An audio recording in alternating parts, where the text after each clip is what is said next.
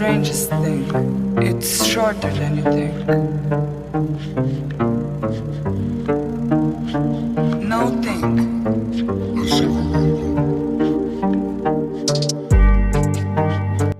Hello mga idol! Finally, andito na ang 2024 all-new Ninja 500. Kita naman po meron tayong dalawa ritong version, standard at special edition. Kaya mga idol, samahan niyo ako, isa-isahin po natin ang kanilang difference. Ano yung pagkakaiba nila, ang kanilang specs and features, presyo, installment, at kung gusto nyo maglabas ito, pwede ninyo mabili ito via cash payment, in-house or bank financing. Kaya mga idols, ito, dalawang maporma, iconic bike from Kawasaki, walang iba.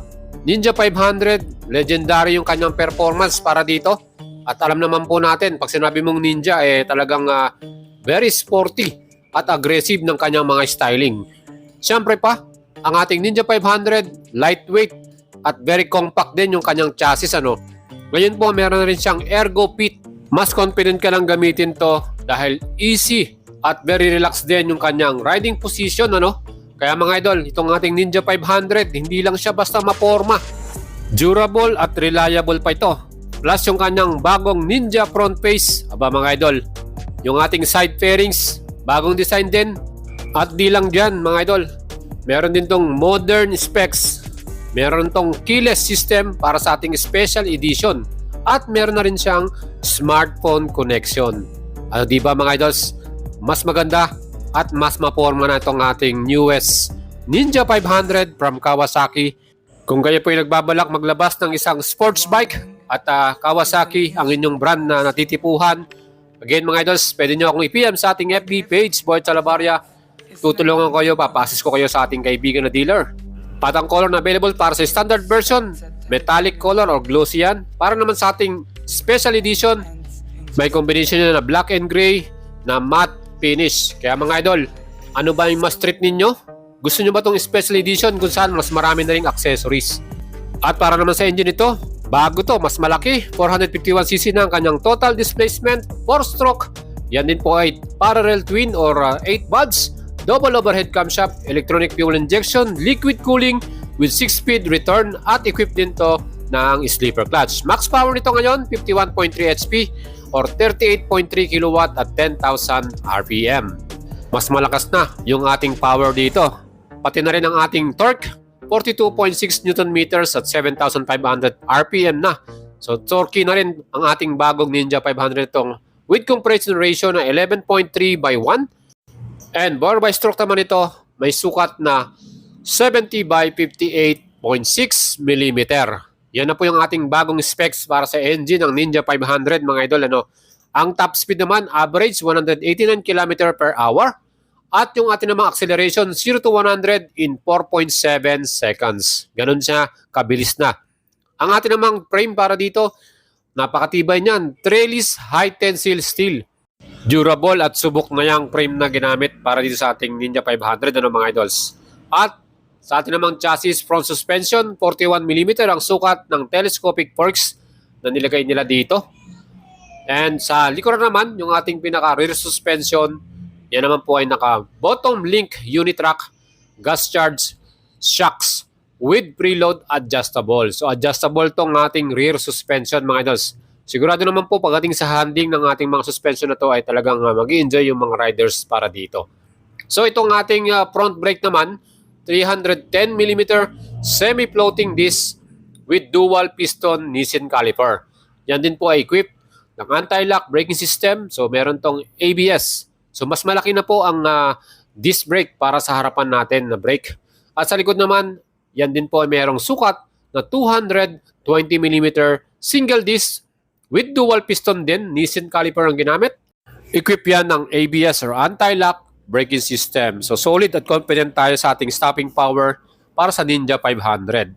Well, para naman po sa ating wheels, kita nyo napaka-sporty ng kanyang design. Yan po ay 5-spoke, 17-inch alloy wheels. At ang sukat ng kanyang front tire, 110/70 by 17-inch. Dunlop yung brand na ginamit nilang tire dito. Siguradong quality yan at maganda yung grips pagdating po sa rides natin. Same din sa ating likuran, mas wider yung tires na nilagay nila. Dunlop brand din, 150 60 by 17 inch. So parehong tubeless, less maintenance para sa mga rider yan. At perfect din sa ating mga idols, no? Again, itong ating bagong Ninja 500, medyo malaki rin ang kanyang naging tsura ngayon. Wheelbase ito, 1,375mm ang sukat. At sa ground clearance naman ito, may total to na 145mm na sukat din niya.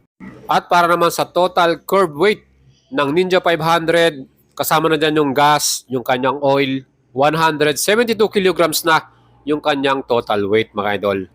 At para naman sa upuan ng Ninja 500, ganun pa rin yan, iba na yung kanyang style. Pero ito po ay split type seat, ano? Pwede pa rin tayong makapag-angkas or makapag-isama natin yung ating official back ride. Again, komportable pa rin siya dyan. So yung difference nila sa ating standard or special edition, meron lamang siyang decal sa gilid. And mga idols, subukan naman nating sukatin yung seat height ng Ninja 500. May total to na 785mm. Ang height ko po ay 5'6", ano? So yan po yung magiging riding position natin para dito. So ako po ay 5'6", relax lang tayo, komportable rin tayong nakaupo, hindi tayo nahirapan, at almost flat-footed na rin tayo dito sa Ninja 500. So yung kagandahan niya rito, yung pinaka-posture natin, upright niya, kaya relax na relax tayo. So itong ating sporty style na tank ay nag-blend na rin para dito sa kanyang design, ano?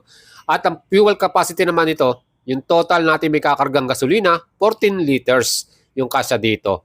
Siyempre pa, pagdating sa mileage, yung fuel consumption, yan naman po may average na 23 km per liter. Yun po yung kanilang claim para dito.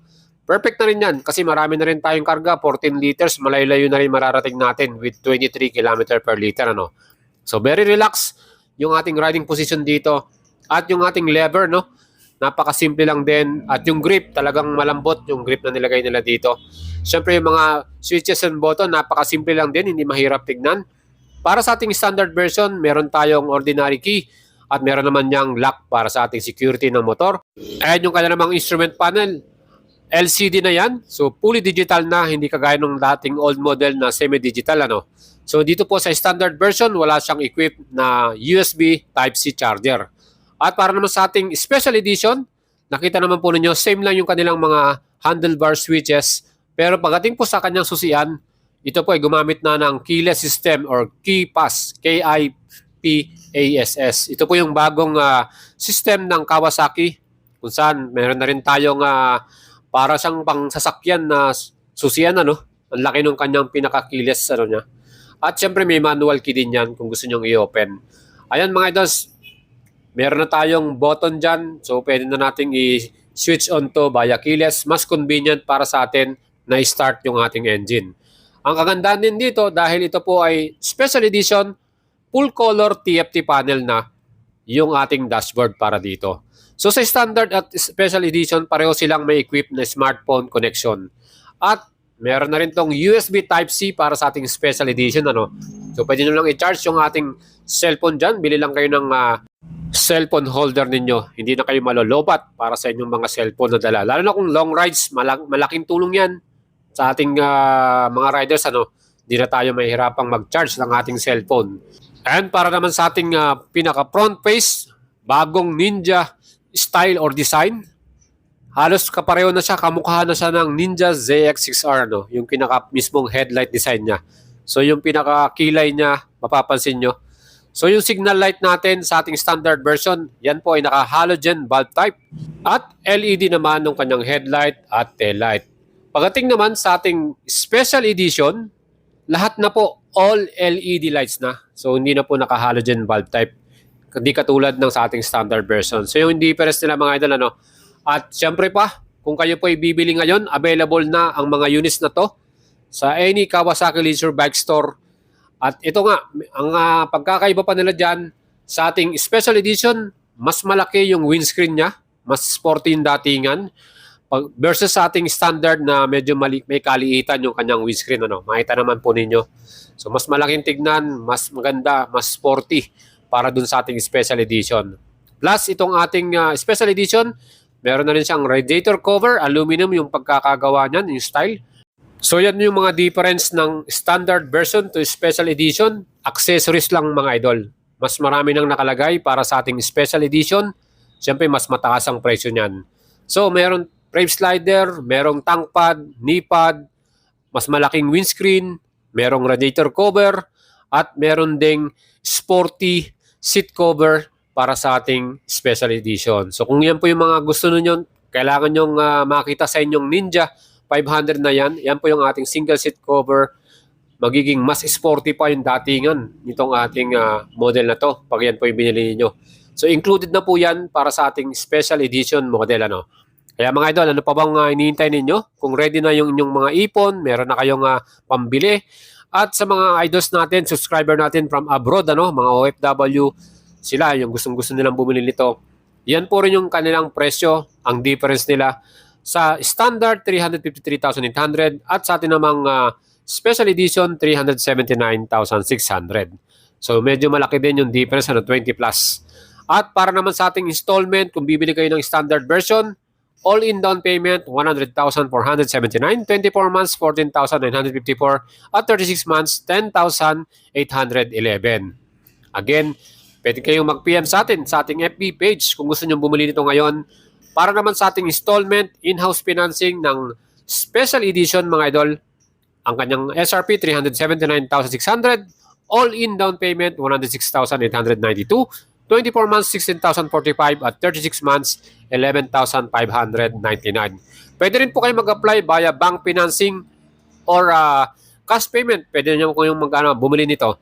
Kaya mga idos, yan po yung ating features para sa inyo. Mag-leave po kayo ng comment. Ano po yung masasabi nyo sa bagong Ninja 500? Okay po ba sa inyo ang kanyang pormahan, yung kanyang style?